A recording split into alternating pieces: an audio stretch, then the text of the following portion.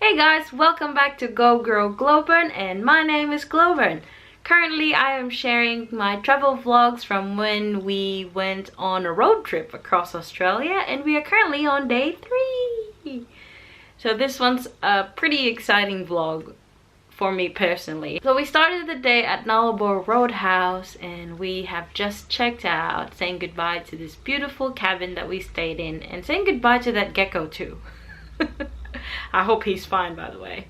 I did leave a note under the mug that I put on top of the makeshift cage that I made, saying that there's a gecko underneath there.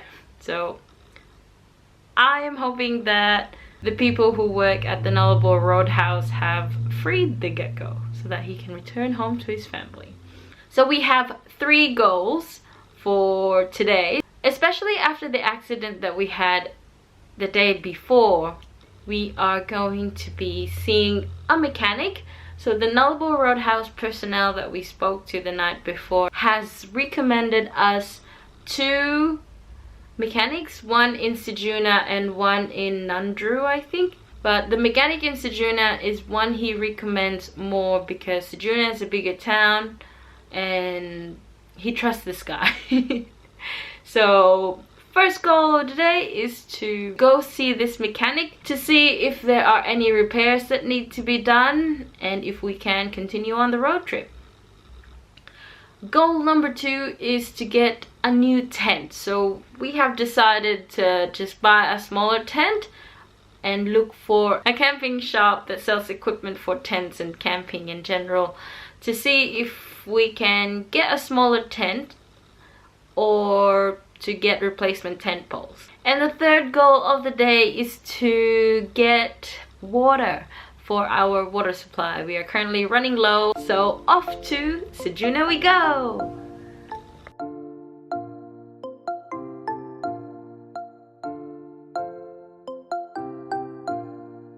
We went to see the mechanic.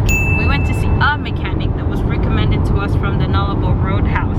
And the funny thing was, this guy only does trucks and 4-wheel drives. The way we described what happened to the car, they did give us the go signal to just keep going because at the moment there's nothing leaking. I guess the only worry we have is the wheel well, because it doesn't have the protective covering to keep rocks from the engine. So what they said was that it's okay for us to keep driving as long as we get to Port Augusta, which is within our plans for tomorrow for lunch, and maybe have it checked there. Currently there's nothing leaking aside from the initial leaking, no oil or petrol that's leaking, so we think it's fine. It's driving fine as well. Is it? Yeah. Hopefully no more accidents. And we got a new tent! Yay! We've also achieved our 3rd goal, which is to refill our drinking water. It was a bit tricky to find, but once you get to Ceduna from Western Australia, just turn left to where the sports club is, but don't go into the sports club. Turn left onto like the access road for the sports club, and then turn right, and then you will see this green box with like 4 yellow poles in each corner, and it has like a huge like water faucet going like overhead. That is where we refilled our water for $1, and there's like some rules as to how to operate this. It says like 1 tap should be used at one time, like that you can't use 2 taps at the same time, so 1 transaction per time. So it's $1 for 150 liters. We only brought a container that can hold 10 liters, so we just use like the little tap and just stop it when you need to stop. Whoa. Sorry,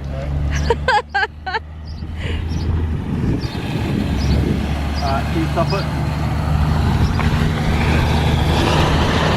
No. I'll slow it down. Yep. Yeah, keep going, but slow. It's $1, which is great, but if you are filling 150 liters, then $1 is not so bad. So now we are on our way to Kimbas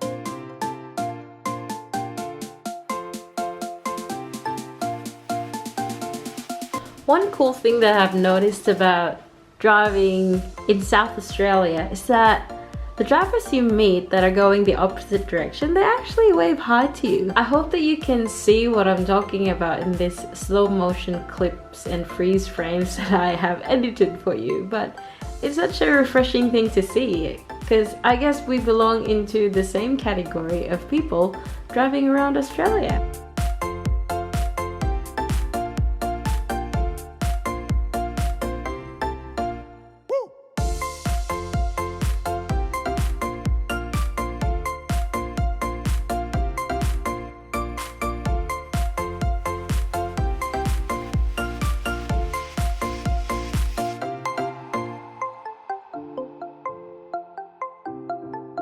So we have just arrived at Kimba, and Kimba is the town that is in the middle or halfway across Australia.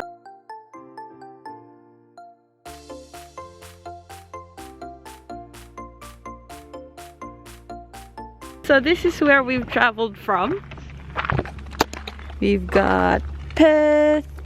We didn't go down, but we traveled like across and then down to the Nullarbor, and then somewhere around there was the Nullarbor Roadhouse, and then Sejuna was somewhere around here, and then Kimba, pretty much in the middle of Australia.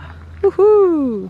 We also saw the big gala. A gala is like a type of parrot, and you see them all the time.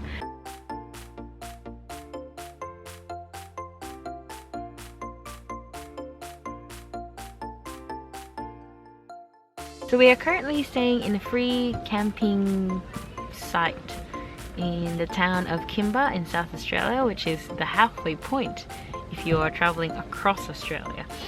And this place is awesome. It's not just like a ditch with rubbish bins. So this place has got $1 showers for 2 minutes, which is a little bit less than what we experienced the past 2 nights, but that's fine. It's got toilets. It's got a place where you can wash dishes, which is good. Yeah, it's a really good place. I mean, they only accept donations to, you know, maintain these facilities for everyone else.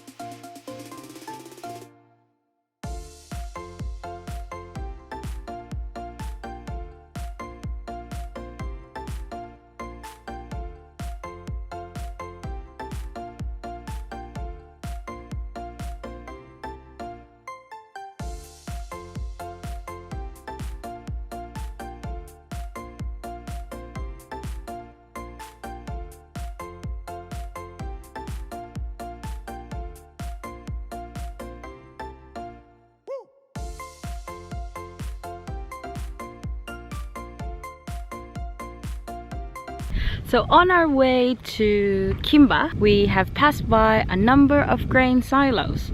So these giant structures hold wheat, I think.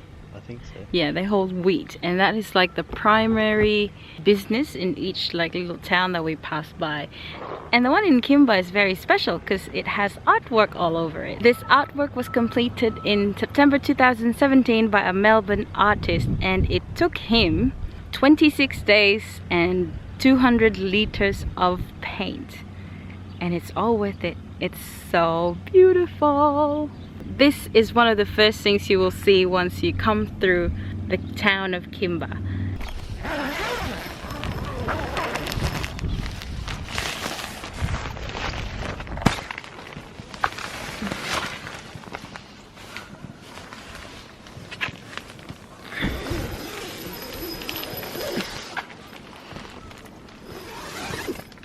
So this is the inside of our tent. We bought a 3-person tent this time, so pretty much it could only fit the queen size inflatable mattress, and we also bought inflatable pillows.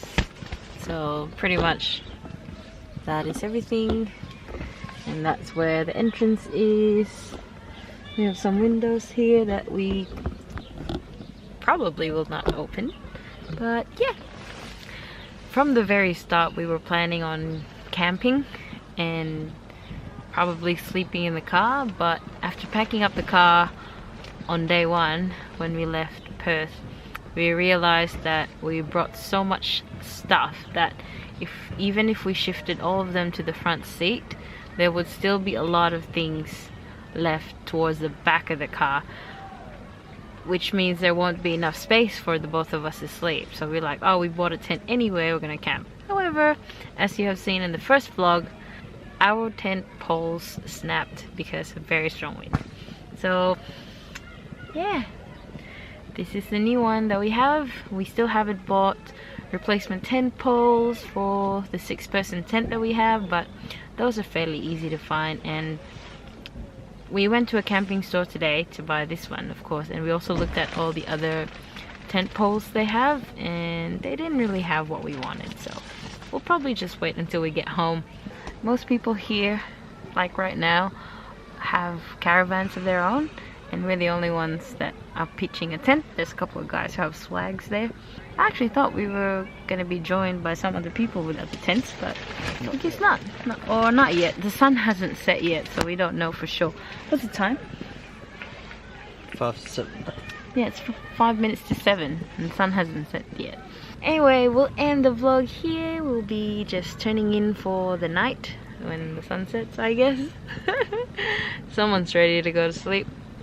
I've been driving all day. Yeah, I haven't driven today. I was really tired because of the change in time. So we lost 2 and a half? I thought it was 2 and 45. 2.5. Oh, 2.5. Okay, so we lost 2.5 hours. We shall see you on day 4. Bye. Say bye. Bye. Where are you? There you are. Thanks for watching. I hope you enjoyed this video, and I'll see you on Saturday.